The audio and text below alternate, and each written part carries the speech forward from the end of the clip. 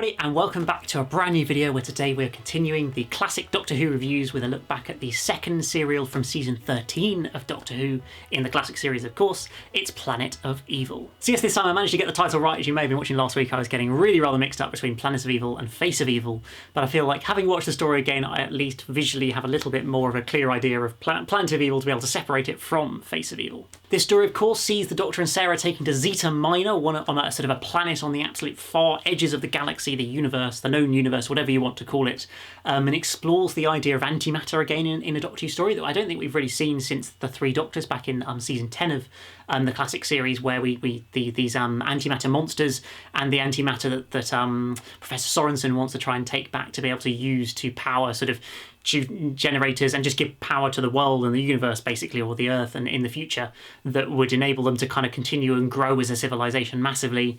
But of course, they wouldn't really be allowed to be able to take that antimatter away, because the antimatter sort of creature or planet or whatever you want to describe it as is rather stopping them from doing that and killing a lot of people in the process. So yes, as I said in last week's review for Terror of the Zygons, this was a story that I just didn't really recollect particularly anything about, even though I'd probably watched it maybe 7 years ago or something once. I think that's probably the only time I'd ever seen it, and I was sort of aware of it being set on a sort of jungle planet type thing, but that was probably pretty much, and vaguely remembering the Professor Sorensen and him kind of turning into something else, but that was basically all I remembered of it.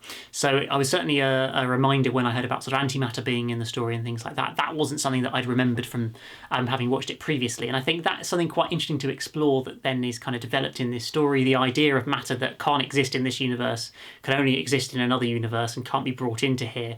Apparently it was mainly used because it was kind of being talked about in science magazines and stuff at the time, and so it just kind of fitted with what the writer Louis Marks wanted to do, and thought, yeah, let's just chuck it in, let's do it, why not, it's a good bit of sciencey stuff, let's bring it in. But of course was something that was used in Three Doctors when Omega is trapped in the sort of world or the universe of antimatter. Of course, it's in some ways an obvious thing, but one of the certainly the impressive visual aspects is the actual jungle itself, which is probably one of the most well-realised jungles in classic Doctor Who, or sort of jungle planets in classic Doctor Who that we've ever really seen, particularly given that this is set in a studio. So certainly for studio-based things, I don't think there's really anything that's better in classic Who. It feels like such a genuinely believable set that it could actually be a jungle, and particularly when they decided to use some film shots, some film for filming some of it rather than videotape. That's when I find it's particularly noticeable, because you kind of, when it's videotape and you're a classic Who fan, you've watched lots of it, you're kind of very consciously aware, at least in earlier classic stuff before the last few seasons, that this is in studio because it's on videotape, and if it's on film then it's on location.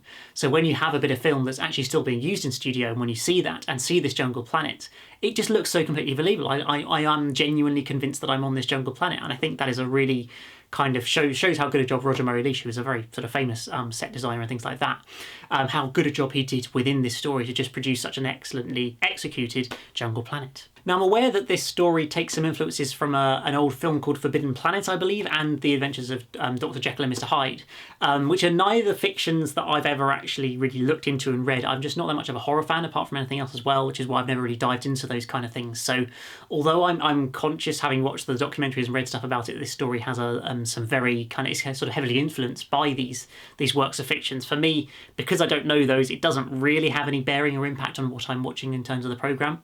I did quite like the kind of antimatter creature that we see moving around on the planet, which is clearly very CSO'd in and didn't sort of really exist, but it was sort of put in like that. I felt it was, given that it was CSO and wasn't a real, even a sort of a costume or design or anything, it actually worked really, really effectively. It looked quite convincing. You couldn't really see the edges to see that it wasn't really there or anything like that. I felt like I was able to, unlike a lot of CSO'd monsters in Doctor Who, I was actually able to buy into it and believe that is really there, which I think is always a testament to them doing a really, really good job production-wise, which is really what this story is just all the way through, I think. In many ways, this story once again followed the kind of classic Doctor Who kind of archetypal characters from a sort of space team, a team of pilots or on a spaceship or something like that, where you have the younger captain who's rather kind of quite angry and aggressive and wants to always kind of destroy everything and not believe anybody and everything like that. And he spends basically the whole of the 4 episodes completely thinking the Doctor and Sarah are behind all of this. Here they're killing all the men, wants to eject them from the ship and all this. He's like, he just, no matter what evidence is presented in front of his eyes, he will only accept that they are behind it. They must be destroyed. Then we can go, we can escape and we'll all be fine. Whereas you've got the older chap there, the usual older, wiser influence who's been calmer influence, who's been there longer, has seen more stuff. And it's the one that actually is believing the Doctor and Sarah when it's clear that they are telling the truth. Absolutely clear. And he eventually, of course, takes over command when the younger guy, I'm sorry, I can't remember all their names, but when he kind of loses his mind, basically, under everything that's going on and just runs to his death, basically. It just, I don't know, it just felt quite noticeable that it's just, again, reusing the classic kind of tropes of, I don't know if it's a sci-fi or just a Doctor Who thingy, but I've just noticed in a lot of classic Who episodes and stories, that kind of idea of the older, calmer, wiser figure and the younger, more aggressive figure. We saw it in Revenge of the Sidemen, I can think most recently. It also was very clear in a story like Doctor and the Silurians. Sometimes I find it depends on the exact outcome of it. Sometimes the older one assumes authority, sometimes the younger one kills the older one.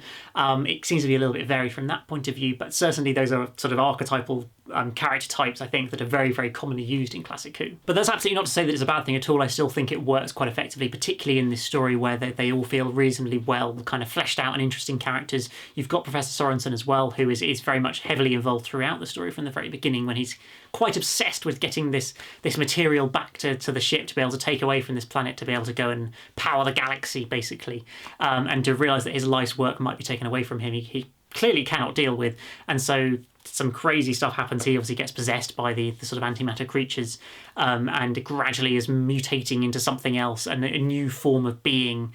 The Anti-Man, I think the Doctor calls it during the story, that is going to kind of stop the ship from escaping, basically, and try and kill people or take over or something along those lines. It's not always quite clear, apart from wanting to let none of the antimatter escape. That was kind of the key thing, I think, here. The idea of having a ship that's suspended in space because it's basically been pulled back, even though they're on full sort of throttle away, is always another idea that I quite like as well, that the sort of power of the antimatter to pull them back is so strong that it can't be sort of stopped by these people just using a little bit more power to try and pull away. I thought that was quite a cool idea that was explored in the story. The one other moment that I thought was quite interesting and cool was when the Doctor is plunged into this pit where, well, we don't know where it goes, it just seems to be endless and limitless in potential heading down there, and eventually ends up at some sort of bottom in the middle of nowhere in the black darkness and everything. That I just always like this idea of these kind of mysterious places that are seemingly impossible to get to. You just don't know what's down there. And seeing the Doctor arrive there, ultimately it is kind of not underwhelming, but it is just a load of black nothingness that the Doctor meets the antimatter sort of creature and tries to negotiate with him, basically, and then therefore the Doctor is let out again. Is able to somehow climb back up out of it, even though it doesn't make much logical sense. But I guess if it's the idea of the antimatter universe, then it shouldn't make any logical sense. That's the whole point. And yeah, overall, I just thought it was quite a strong story for the Doctor and Sarah as well, as much as it kind of gets a little bit repetitive and frustrating at points when it's the constant, you're the ones behind it, we're going to kill you, like throughout every single episode of this 4-part story. It just feels like that never goes away. At times that can drag a little bit, but I also feel like just the Doctor and Sarah put in a great performance as well to really just lift the story, and just they're sort of at their peak, their pinnacle, I think, really, as a Doctor companion duo.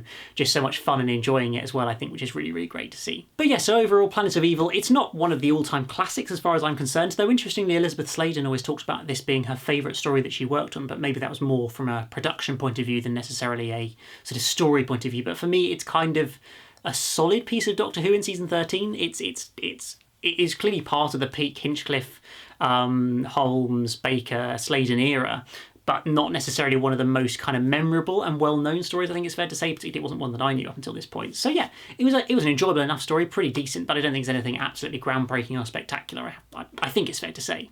But do guys let me know in the comments below what you think of this story. I'd love to hear if it's one of your favourites or if it's not one you like so much. But yeah, please do just let me know down in the comments below. But apart from that, guys, as always, hit the like button, that subscribe if you're new here, and I'll see you again very soon for a brand new video. Goodbye.